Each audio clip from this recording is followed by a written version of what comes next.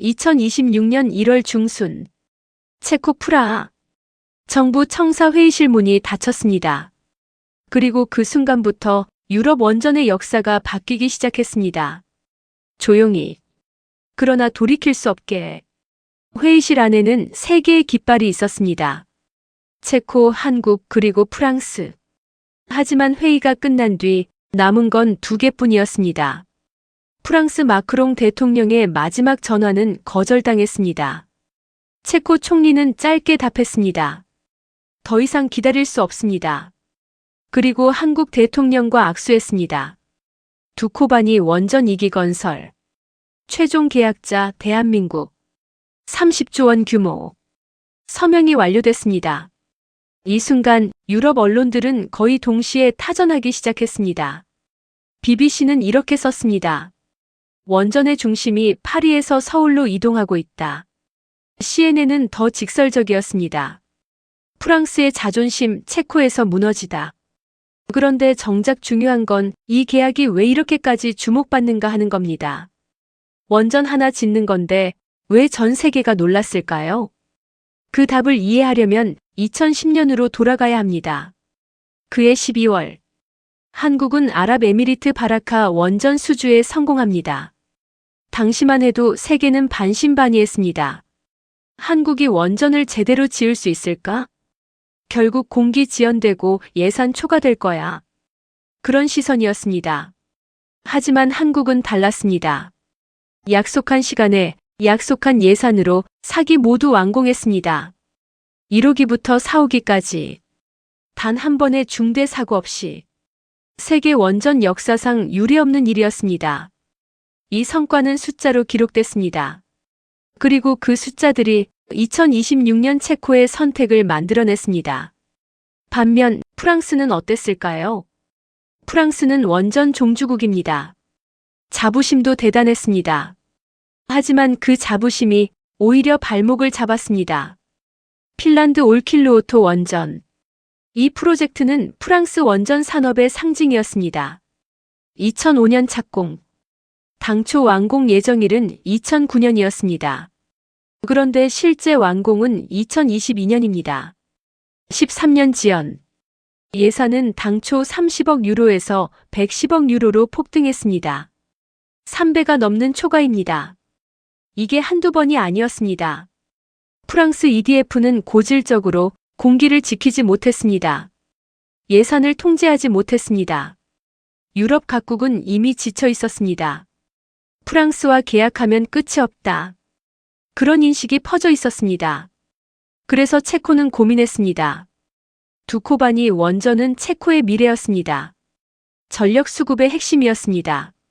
잘못 선택하면 20년을 허비할 수도 있는 프로젝트였습니다. 체코 정부는 신중했습니다. 입찰 공고를 냈고 세계 컨소시엄이 응했습니다. 프랑스 EDF, 미국 웨스팅하우스, 그리고 한국팀 코리아. 처음엔 프랑스가 유력했습니다. 유럽 내 정치적 영향력 같은 EU 회원국이라는 연대감. 프랑스는 이 카드를 적극 활용했습니다. 마크롱 대통령은 직접 프라하를 방문했습니다. 체코 총리를 설득했습니다. 유럽의 에너지 안보는 유럽이 지켜야 합니다. 하지만 체코의 계산은 달랐습니다. 체코 정부는 각 입찰안을 분석했습니다. 그리고 놀라운 격차를 발견했습니다. 한국의 제안서. 가격은 프랑스의 절반 수준이었습니다. 공기는 2배 빠른 일정이었습니다. 처음엔 믿기 어려웠습니다. 이게 가능한 견적인가? 체코 관계자들은 의심했습니다. 하지만 한국은 증거를 제시했습니다. 바라카 원전의 실적표. 공기 준수율 100%. 예산 준수율 100%. 숫자는 거짓말하지 않았습니다. 그리고 여기에는 이유가 있었습니다. 한국은 세계에서 유일합니다. 원전 설계부터 시공까지 모든 걸 자체 해결하는 나라. 설계는 한국전력기술이 합니다. 주기기는 두산에너빌리티가 만듭니다. 건설은 현대건설이 책임집니다. 운영 노하우는 한국수력원자력이 제공합니다. 이 모든 게 하나의 팀으로 움직입니다. 팀 코리아. 수직 계열화 시스템. 이건 단순한 협력이 아니었습니다. 모든 단계가 유기적으로 연결돼 있었습니다. 설계 변경이 필요하면 즉시 기자재 제작에 반영됩니다. 현장에서 문제가 생기면 설계팀과 실시간으로 소통합니다. 이 속도를 프랑스는 따라올 수 없었습니다. 프랑스는 여러 하청업체에 의존합니다. 조율에 시간이 걸립니다. 책임 소재도 불분명합니다. 반면 한국은 명확했습니다. 모든 책임은 팀 코리아가 집니다. 문제가 생기면 팀 코리아가 해결합니다. 발주처 입장에서 이보다 확실한 보증은 없었습니다. 체코는 계산을 다시 했습니다. 프랑스를 선택하면 예산이 2배로 불어날 가능성이 있었습니다. 공기는 10년 이상 지연될 수 있었습니다. 한국을 선택하면 정해진 시간에 정해진 비용으로 끝납니다. 선택은 명확했습니다. 그런데 여기서 미국이 개입하기 시작합니다. 웨스팅하우스. 이들은 한국의 원전 기술에 대해 지적재산권 문제를 제기했습니다. 한국의 APR-1400은 우리 기술을 기반으로 한 것이다. 체코가 한국 원전을 선택하면 법적 분쟁이 생길 수 있다. 압박이었습니다. 하지만 한국은 이미 준비돼 있었습니다. APR-1400은 미국 NRC 인증을 받았습니다. 미국 원자력규제위원회의 설계 인증입니다. 그리고 유럽 EUR 인증도 획득했습니다. 유럽 사업자 요건 인증. 세계에서 유일하게 미국과 유럽 인증을 동시에 보유한 원전입니다. 지적재산권 논란은 근거가 없었습니다. 웨스팅하우스의 태클은 무력화됐습니다. 체코는 더 이상 주저하지 않았습니다. 그리고 프랑스는 마지막 카드를 꺼냈습니다. 정치적 압박. EU 집행위원회를 통한 압력. 체코가 영내 협력을 저버린다는 프레임. 마크롱 대통령은 다시 전화했습니다. 하지만 체코 총리의 답은 단호했습니다. 에너지 안보는 정치가 아니라 현실입니다. 우리 국민에게 더 싼 전기를 공급할 의무가 있습니다. 프랑스가 그걸 보장할 수 없다면 우리는 다른 선택을 합니다. 프랑스는 할 말이 없었습니다. 핀란드의 사례가 너무 명확했으니까요. 그렇게 2026년 1월 최종 서명이 이루어졌습니다. 두코바니 원전 2기. 한국 수주 확정. 계약 금액은 약 30조 원. 공사 기간은 10년. 하지만 이건 시작에 불과했습니다. 체코 정부는 발표했습니다. 추가로 2기를 더 건설할 수 있는 옵션을 논의 중입니다. 총 4기. 만약 이 옵션까지 실현되면 계약 규모는 60조 원을 넘어갑니다. 유럽 원전 시장에서 한국이 차지하는 비중이 급격히 커지는 겁니다. 그리고 이 여파는 체코에서 끝나지 않았습니다. 폴란드가 움직이기 시작했습니다. 폴란드는 신규 원전 6기를 계획 중입니다. 당초 미국 웨스팅하우스를 유력하게 봤습니다. 하지만 체코 사례 이후 한국을 재검토하기 시작했습니다. 네덜란드도 마찬가지입니다. 탈원전 정책을 철회하고 신규 원전 건설을 선언했습니다. 그리고 한국의 협력을 타진했습니다. 영국도 주목하고 있습니다. 영국은 노후 원전을 대체할 신규 원전이 필요합니다. 한국의 APR-1400이 유력한 후보로 거론되고 있습니다. 유럽 전역에 K-원전 벨트가 형성되고 있는 겁니다. 이게 왜 중요할까요? 단순히 수출 실적 때문이 아닙니다. 원전은 60년 이상 가동됩니다. 그 기간 동안 유지보수, 부품 교체, 기술 지원이 필요합니다. 모두 한국이 책임집니다. 즉, 한국은 단순히 원전을 파는 게 아니라 유럽의 에너지 인프라에 깊숙이 자리 잡는 겁니다. 더 중요한 건 원전 운영 소프트웨어입니다. 한국의 원전은 디지털 제어 시스템을 탑재합니다. 이 시스템은 한국이 개발했습니다. 원전의 모든 데이터가 이 시스템을 통해 관리됩니다. 출력 조절, 안전 감시, 비상 대응. 모두 한국 기술이 통제합니다. 유럽의 전력망 일부가 한국 소프트웨어로 작동하게 되는 겁니다. 이건 단순한 건설 프로젝트가 아니었습니다. 에너지 주권의 일부를 나눠 갖는 것이었습니다. 프랑스는 이걸 너무 늦게 깨달았습니다. 이미 계약은 끝났고 유럽 각국은 한국을 주목하고 있었습니다. 그런데 여기서 한 가지 우리가 놓치지 말아야 할 장면이 있습니다. 한국 원전 산업은 불과 몇 년 전까지만 해도 위기였습니다. 2017년 탈원전 정책이 발표됐습니다. 신규 원전 건설이 중단됐습니다. 원전 부품을 만들던 중소기업들이 문을 닫기 시작했습니다. 수십 년 쌓아온 기술자들이 일자리를 잃었습니다. 원전은 끝났다는 분위기였습니다. 그런데 정책이 바뀌었습니다. 원전 생태계를 다시 살리기로 했습니다. 그리고 불과 몇 년 만에 한국은 다시 세계 무대로 돌아왔습니다. 체코 계약은 그 부활의 상징이었습니다. 두코바니 현장에는 지금 한국 기술자들이 속속 도착하고 있습니다. 그들은 단순히 콘크리트를 붓는 게 아닙니다. 1000톤급 원자로 압력 용기를 한치의 오차 없이 설치합니다. 이 작업은 밀리미터 단위의 정밀함을 요구합니다. 조금이라도 틀어지면 원전 전체가 위험해집니다. 한국 기술진은 그걸 해냅니다. UAE 바라카에서 이미 증명했습니다. 그리고 지금 유럽 한가운데서 다시 증명하고 있습니다. 한 한국 기술자는 이렇게 말했습니다. 우리는 단지 건물을 짓는 게 아닙니다. 체코의 향후 100년 에너지를 짓고 있습니다. 이 말이 한국 원전의 철학을 담고 있습니다. 책임감, 현장 정신, 약속 이행.